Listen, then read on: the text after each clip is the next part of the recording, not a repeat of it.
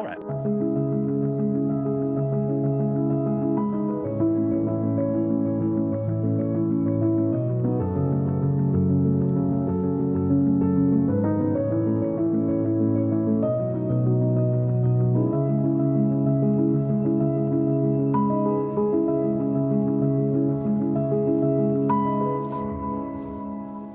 I'm going to talk about the Laowa Proteus lenses. These are pretty sweet. Anamorphics, and especially affordable anamorphics, are becoming more and more popular. And these Laowa Proteuses are the newest and some of the most affordable new anamorphics to hit the market.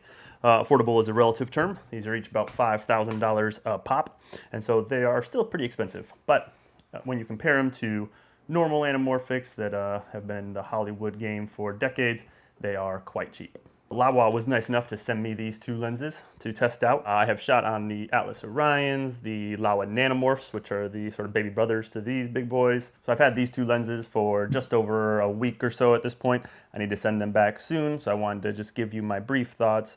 I have used them on one project, a short commercial job for a school of arts and crafts. And I also used the Atlas Orions on that project. The two shoots that we had to do were spread pretty far apart.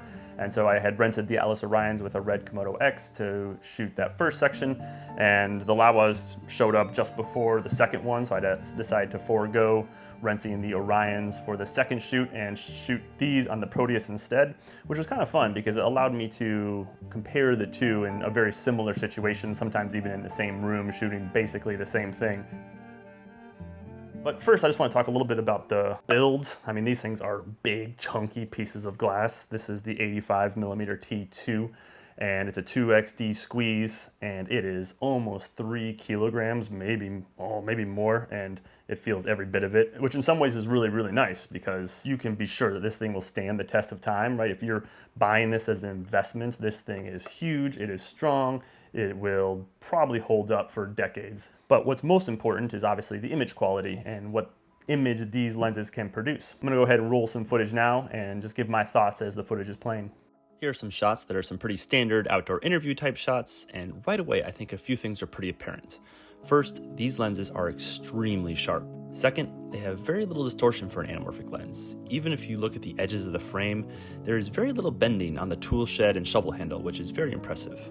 And here is a tight shot that you might use in a scene where two characters are talking to one another, or maybe as a second shot in an interview.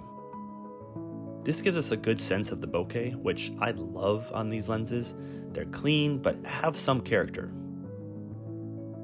And a wider shot here that gives us some foreground bokeh, which is also very nice.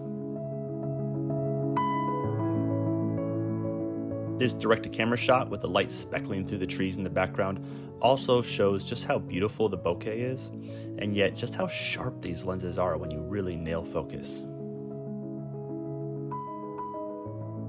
And now some final harvesting shots from the last gasp of our year's garden. Shooting on the Komodo X was also a really great experience, as I was very impressed with that camera. I had a red helium for a couple of years and I shot my latest documentary on it, and I must say I miss red raw, but I was not that impressed with the Komodo when it first came out, but the Komodo X seems to be a pretty giant improvement. Definitely a beautiful camera and a great pairing for any of the new 2X Super 35 anamorphic lenses that have been hitting the market in the past year. And here we are getting some serious secret garden vibes. The minimal focus breathing on these lenses is also very impressive, especially for anamorphics, which tend to have quite a bit of focus breathing.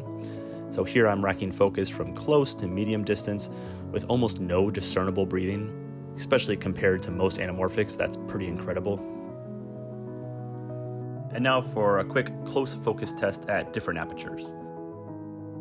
Again, very impressive for an anamorphic to focus this close, and compared to the Atlas Mercury, I can get quite a bit closer with the Laowa Proteus lenses. I'm not all that stingy when it comes to chromatic aberration. It's nothing that's ever really bothered me, and I've used a ton of vintage lenses, but still it looks to be very well controlled here and not distracting at all. And finally, everyone's favorite anamorphic topic, flares. I prefer blue flares because it feels like the classic anamorphic look, and they look great here. Maybe a bit too clean and clinical for my taste, but still looks very nice. I like a flare that has more character and flares a bit easier. It's part of the anamorphic charm, I think. but the Proteus lenses are both difficult to flare, and you really need to have a light going directly down the barrel for the pronounced flare to pop out. Here I am shooting directly at the sun, so it's the most pronounced you can make it. And still, it's very clean, which might be a good thing, depending on what you're shooting. And now some real-world sample footage for the commercial gig that I shot with these lenses. Again, the sharpness of these lenses for an anamorphic is incredibly impressive. These shots have no added sharpening at all, but the detail is incredible. And here's a good example of the flare suppression that I mentioned earlier. I've got a pretty bright light pointing right at the lens here, and it's just out of the shot to the right of the camera, and we're getting almost no flaring. Footage looks gorgeous though. The out of focus areas of all these shots are also just beautiful in my opinion. These lenses truly have an amazing mixture of dreamy style with modern sharpness and technical proficiency. I don't think you'd confuse them with lenses trying to emulate vintage characteristics. These are truly modern anamorphics. Another quick focus breathing test. Again, very impressive, almost no breathing for a pretty long focus rack. And here on these shots, you can see just how minimal the distortion is. And here is something you do all the time in documentaries: interviews. And again, I think this really shows off just how sharp these lenses are. His eyes are just pin sharp, and it looks incredible for commercial work like this. In comparison, here's a shot with the Orion, which are probably the most popular sub $20,000 anamorphics on the market. They're beautiful lenses, but right away you can see how much sharper the Proteus are. But the Orions flare more easily, have more character in general, and are still plenty sharp with minimal distortion for those wanting a more commercial look. You can't go wrong with either the Orions or the Proteus, but I would give the nod to sort of modern sharpness and characteristics to the Proteus. Some final thoughts on these lenses. I mean, they're beautiful lenses. As you saw from the footage, they're incredibly sharp, incredibly detailed.